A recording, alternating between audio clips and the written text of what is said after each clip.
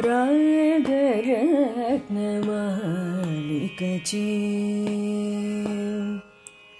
రాగరత్నమాలికచే రంజిల్లు నటహరి శతరాగరత్నమాలికచే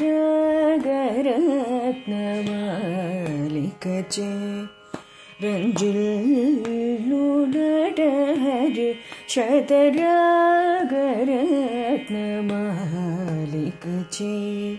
రంజిల్లు నటహరి శతరాగరత్నమాలికచే రంజిల్లు నటహరి శతరాగరత్నమాలికచే.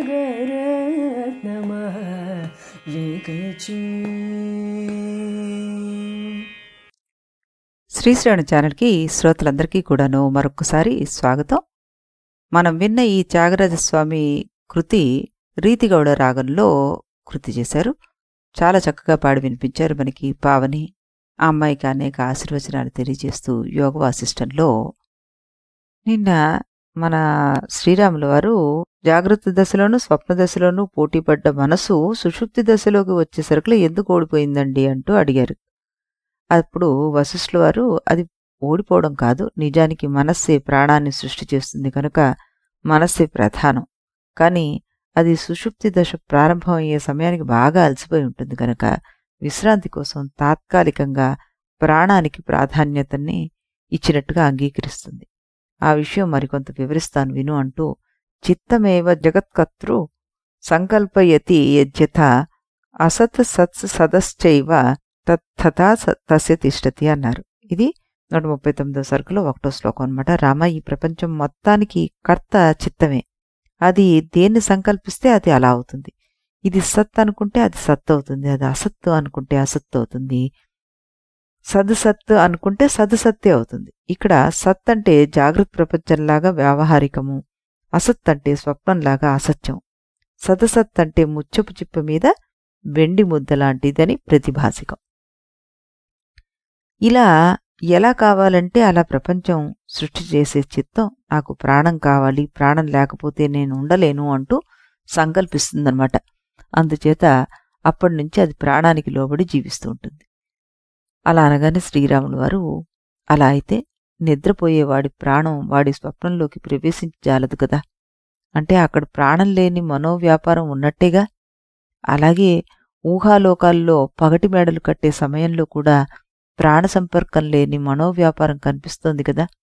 మరి మీరు ప్రాణం లేకపోతే మనస్సే ఉండజాలదంటున్నారేమిటి అంటూ ప్రశ్న వేశాడు. స్వప్నంలో కానీ మనోరాజ్యంలో కానీ ప్రాణస్పర్శం లేదని ఎందుకు అనుకోవాలి రామా? ఈ జాగ్రత్త దశలో ఉన్న ప్రాణం ఎలా వచ్చింది? చిత్త కల్పన చేతేగా. అలాగే ఈ చిత్త స్వప్న రూపంలో గాని మనోరాజ్య రూపంలో గాని ఒక దేహాన్ని సృష్టి చేసుకుంది అంటే అలాంటి ప్రతి చోట ప్రాణాన్ని కూడా సృష్టి చేసుకుని ఉంటుంది. అందుచేత స్వప్నాది స్థానాల్లో ప్రాణం స్పర్శ లేదనుకోవడం తగదు అన్నారు. అందుచేతనే జాగ్రత్త జీవుడైనా స్వప్నజీవుడైనా మనోరాజ్య జీవుడైనా ఎవడైనా సరే చిత్తం చేత సృష్టించబడ్డ వారంతా చిత్తానికి ప్రాణానికి దేహానికి బద్ధులై ఉంటారు. అంటే నేనే దేహాన్ని, నేనే ప్రాణాన్ని, నేనే చిత్తాన్ని అనే దృఢ నిశ్చయంతో ఉంటారన్నమాట. కనుక ప్రతివాడి మనస్సు తన ప్రాణాన్ని దేహాన్ని అమితంగా ప్రేమిస్తుంది. దేహానికి బాధ కలిగితే వాడికి ప్రాణానికి కూడా బాధ కలిగినట్లుగా వాడు భావిస్తూ ఉంటాడు.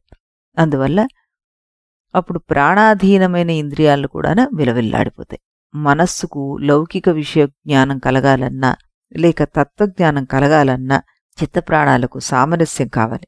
అవి రెండు పరస్పర రథసారథులు వంటివి. అంటే మనస్సు ప్రాణాన్ని రథంగా చేసుకుని తాను సారథై ముందుకు పోతుంది, అలాగే ప్రాణం మనస్సును రథంగా చేసుకుని తాను సారథై ముందుకెళ్ళిపోతుంది అని చెప్పారనమాట వశిష్ఠుల వారు. అప్పుడు శ్రీరాముడు అన్నారు, అందరి జీవుల్లోనూ ఇలాగే జరగాల, ఇలాగే ఎందుకు జరగాలి గురుగారు అంటూ అన్నారు. అనగానే వశిష్ఠుల వారు చెప్తున్నారు, సృష్టి ప్రారంభంలో హిరణ్యగర్భుడు దాన్ని అలా సంకల్పించాడయ్యా. అందుచేత ఆ నియమం ఈ సృష్టి ఉన్నంతకాలమూ తప్పదు. దాన్నే మనం నియతి అనే స్వభావం అని పిలుస్తున్నాం అన్నారనమాట. అప్పుడు శ్రీరాములు వారు అన్నారు, ఈ చిత్త ప్రాణాలు ఎప్పుడు సమప్రాధాన్యంతోనే సాగుతూ ఉంటాయా అంటూ అడిగారు. కాదు కాదు, చిత్త ప్రాణాలు సమంగా పనిచేస్తుంటే అది జాగ్రత్త అవస్థ అయిపోతుంది. ప్రాణ వ్యాపారం తగ్గి చిత్త వ్యాపారం ప్రబలంగా ఉంటే అది స్వప్న అవస్థ అవుతుంది. చిత్త ప్రాణాలు రెండూ సన్నగిలితే అప్పుడు అది సుషుప్త అవస్థ అవుతుంది. ఒకప్పుడు దేహంలో ఉండే నాడుల్లో అన్నరసాదులు గాని పిత్తాది ధాతువులు గాని అడ్డంపడి ప్రాణ సంచారానికి ఇబ్బంది కలుగుతూ ఉంటుంది. అప్పుడు ఆ ప్రాణం ఏదో ఒక మూల ఇరుక్కుపోయి ముద్దలాగా అయిపోతుంది. అది జడప్రాయం అవుతుందన్నమాట. ఆ దశలో అది చిత్తానికి తన సహాయాన్ని అందించలేదు. అందుచేత మనసు కూడా మొద్దువారిపోతుంది. అలాంటి స్థితిలో కూడా జీవుడికి సుషుప్తి దశ వస్తూ ఉంటుంది. అందుకని కడుపు నిండా అన్నం తిన్నా లేక అసలు అన్నం మాని ఖాళీ కడుపులో ఉన్నా ఇలాంటి స్థితి మనం అనుభవిస్తూ ఉంటాం అంటూ చెప్పారనమాట.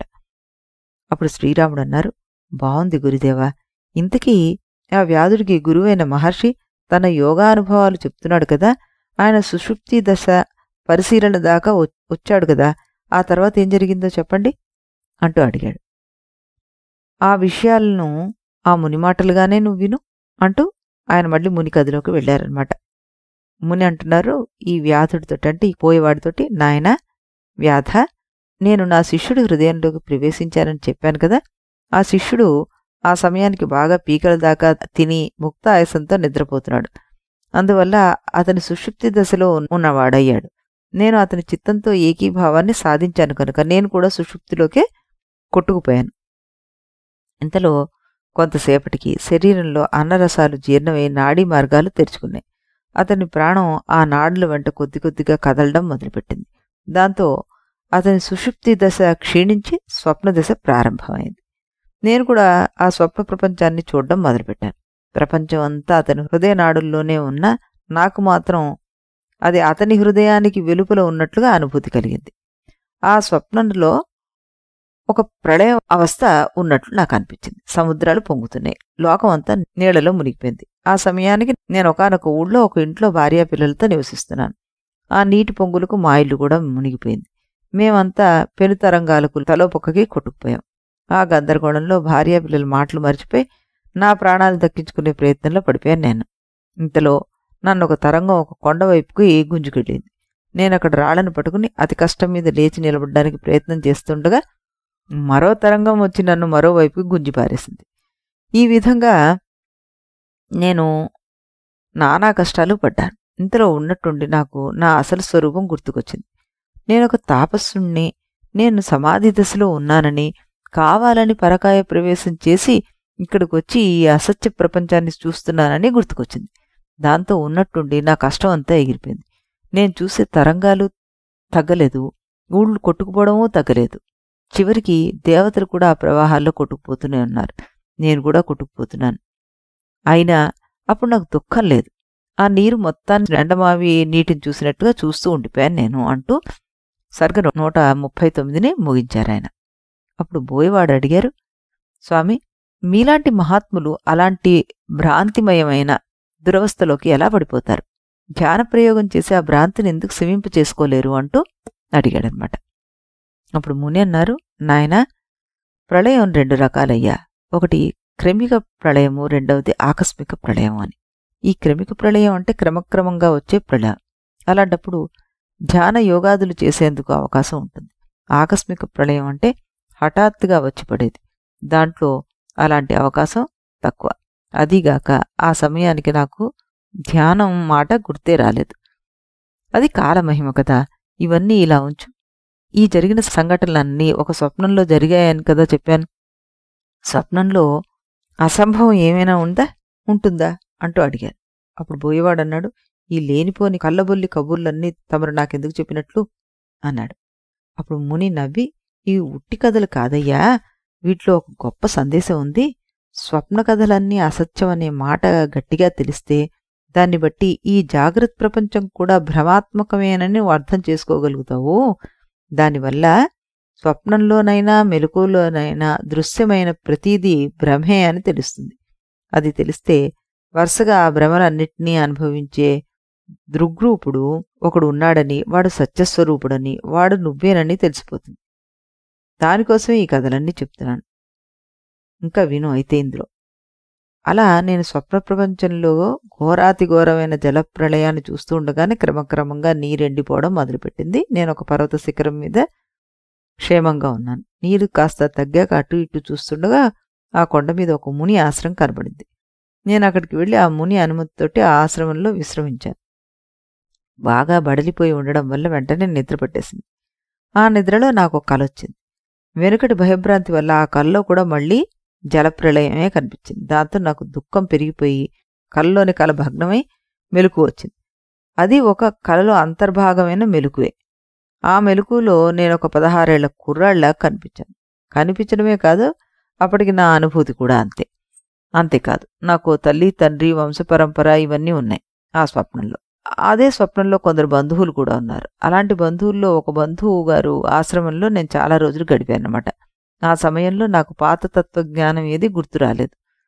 సాంగత్య బలం వల్ల, అభ్యాస బలం వల్ల దామవ్యాళ కఠోపాఖ్యానంలో జీవుడికి చిట్ట చివరికి చేప జన్మ వచ్చినట్లుగా నాకు ఈ గ్రామీణ జీవ జన్మ లభించింది. ఇక్కడ ఏంటంటే మనకు ఒక విస్మృత తాదృగ అభ్యాస దహో తస్యేవమస్యత అన్నారు. ఆనాటి గ్రామీణ అభ్యాసం వల్ల వాడి మీనత్వంలాగా పాత విజ్ఞానం అంతా మరుపును పడిపోయింది అని ఈ పై వాక్యానికి అర్థం అన్నమాట. అది సరిగా అతకడం లేదు కదా, కనుక వ్యాఖ్యాత దాన్ని కొంచెం సవరణ చేసి తస్య అనే దానికి ధామవ్యాళ కఠోపాఖ్యానంలోని జీవుడికి అనే అర్థం చెప్పారు. ఈ రకంగా చూస్తే మనకి ఈ ఉపాఖ్యాన స్థితి ప్రకరణలో 25వ సర్గ నుంచి 31 సర్గ దాకా సాగింది. దానిలో శంబరుడు అనే రాక్షసుడు ధామవ్యాళ కటులనే ముగ్గురు మాయాజీవులను పూర్వవాసనలేవీ లేకుండా ఉండేట్టుగా సృష్టి చేశాడు కదా. అయినా సరే దేవాసుర సంగ్రామంలో వారికి ఇతర జీవుల సాంగత్యం కలిగి ఆ సాంగత్య బలం వల్ల కొంత వాసనలు పోగే వారు జన్మజన్మ పరంపరకు లోనే చివరికి బురదగుంటలో చేపపిల్లలై పుట్టారు.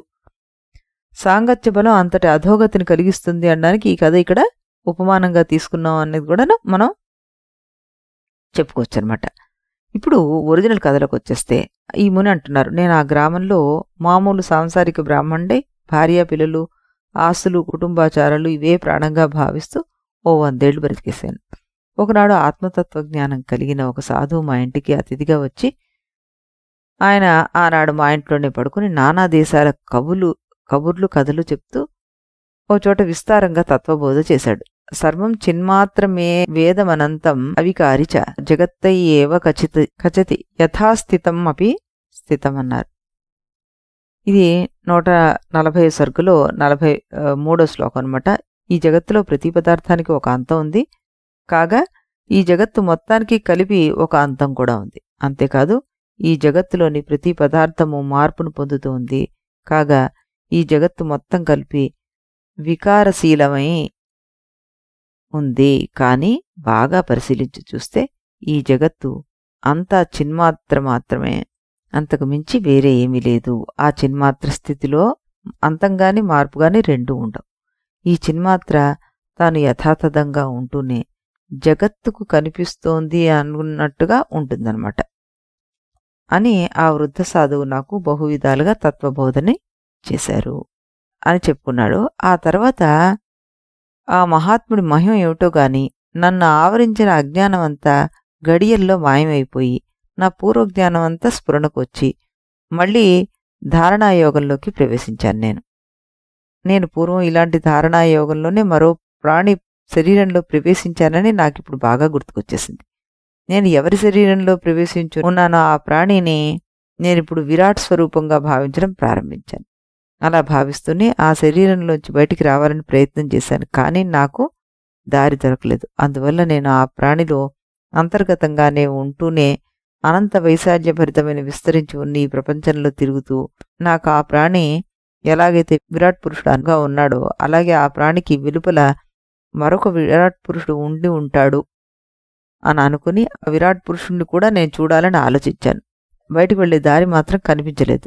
అందువల్ల కొంచెం ఆలోచించి నా విరాట్ పురుషుడి ప్రాణమే నేను అనే ప్రాణాహంభావధారణను గట్టిగా బిగించేశాను.